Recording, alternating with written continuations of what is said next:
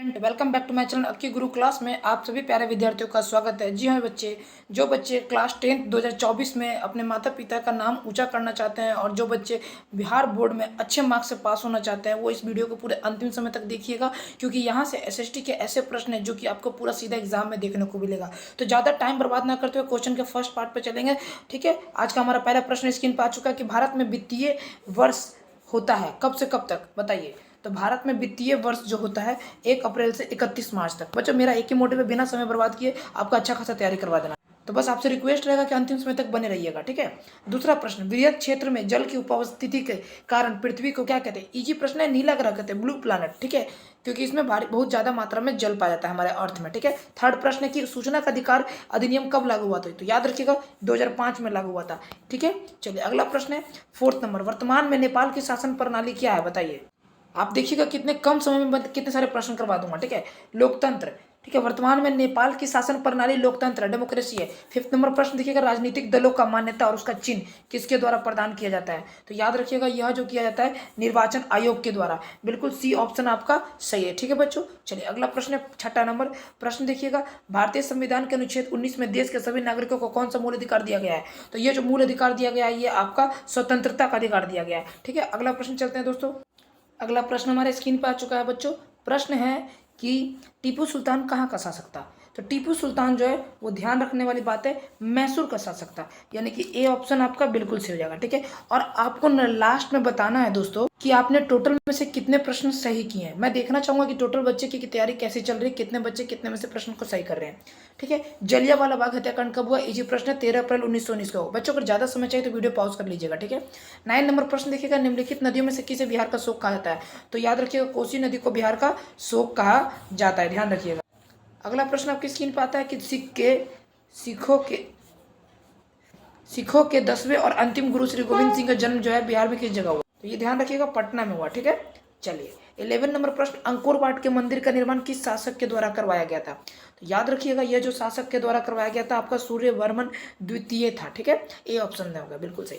12 number, पंचायती राज व्यवस्था सर्वप्रथम किस राज्य में लागू किया गया? तो याद रखिएगा राजस्थान में लागू किया गया। कहाँ पे? राजस्थान। और क्षेत्रफल की दृष्टि से सबसे बड़ा राज्य भी यही है। ठीक है, जनसंख्या की दृष्टि से पूछेगा तो यूपी हो जाएगा। ठीक है, समझ गया? आगे चलिए, योजना आयोग का भंग कर कौन सा आयोग बना? तो योजना आयोग को भंग कर आपका नीति आयोग बना। कब? 1 जनवरी 2015 को ये बना। ठीक है, ये ध्यान रखिएगा आप लोग। चलिए आगे देखिएगा, अगला प्रश्न, निम्न में कौन सा बीमारू राज्य है? तो बिहार जो है हमारा ये एक बीमारू राज्य है। ठीक है, अगला प्रश्न, भारत, 1 मिनट बच्चों, 1 मिनट 1 मिनट 1 मिनट, बिहार नहीं होगा इसमें, आपका इनमें से सभी हो जाएगा। बिहार, मध्य प्रदेश और उड़ीसा ये सभी एक बीमारू राज्य है। ठीक है, डी ऑप्शन आपका सही हो जाएगा। 15 नंबर, भारतीय जनता पार्टी की स्थापना कब हुई, बताइए। तो याद रखिएगा भारतीय जनता पार्टी की स्थापना जो है 1980 को हुई थी। ठीक है, चलिए 16 नंबर प्रश्न की, अंतर्राष्ट्रीय महिला दिवस किस तिथि को मनाया जाता है?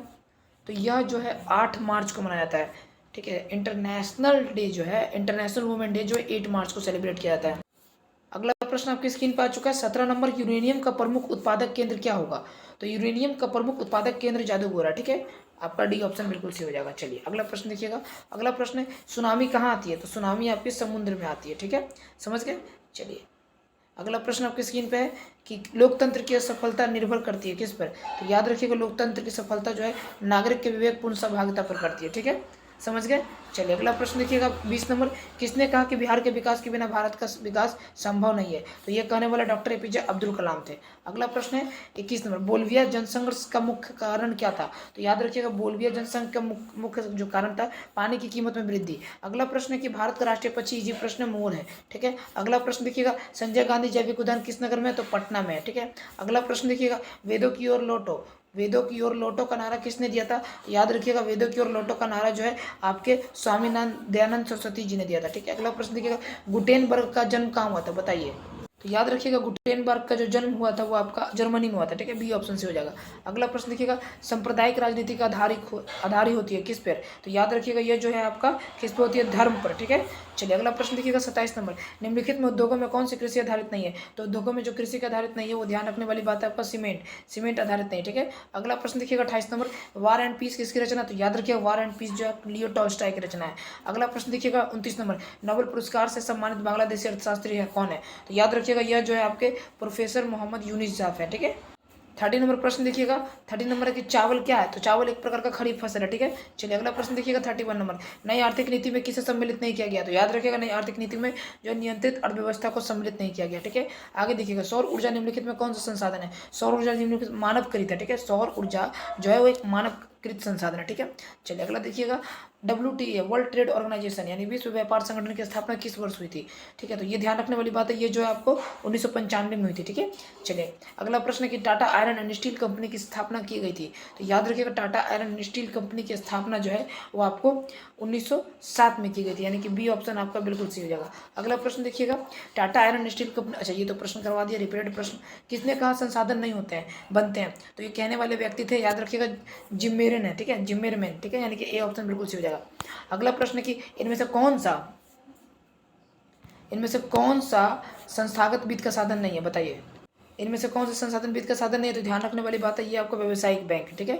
चलिए अगला प्रश्न देखिएगा राष्ट्रीय विकास परिषद का गठन कब हुआ था, तो ये ध्यान रखने वाली बात है ये 1952 में हुआ था, ठीक है। कब हुआ था, 1952 में। अगला प्रश्न है कि सविनय अवज्ञा आंदोलन किस यात्रा से शुरू हुआ, तो यह जो है आपका 1930 में दांडी यात्रा के से शुरू हुआ था, ठीक है।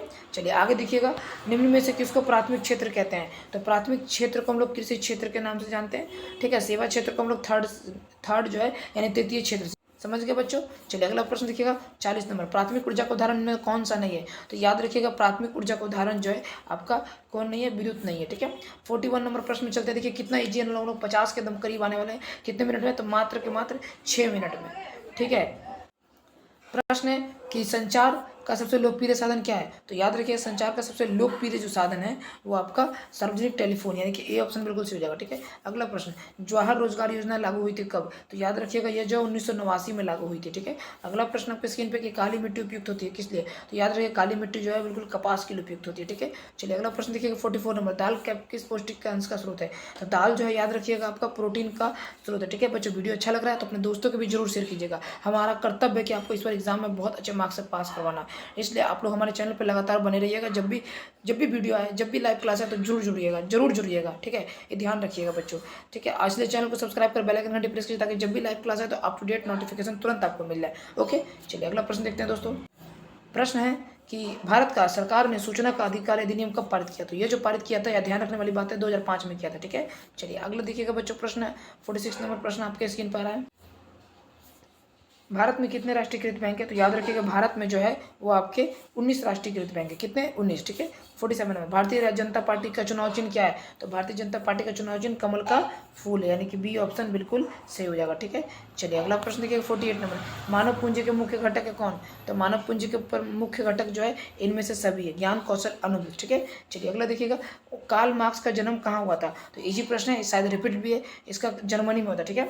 चलिए आज का लास्ट और आखिरी प्रश्न, और बताइएगा कि आपने टोटल 50 में से कितने प्रश्न को सही किया। आई होप कि आपको 50 में से अगर 45 प्लस आ रहा है तो आप सेफ जोन में, ध्यान रखिएगा, अगर नहीं आ रहा है तो आपको अभी और ज़्यादा क्लास और ज़्यादा मेहनत करने की जरूरत है, तो आप लोग हमारे चैनल पर बने रहिए। हम हमेशा आपको पता है, देखिए बच्चों मैथ, साइंस, इंग्लिश, SST और हिंदी और ये संस्कृत, यानी कि ये 6 सब्जेक्ट का रिस्पॉन्सिबिलिटी हम करवाते हैं बच्चों।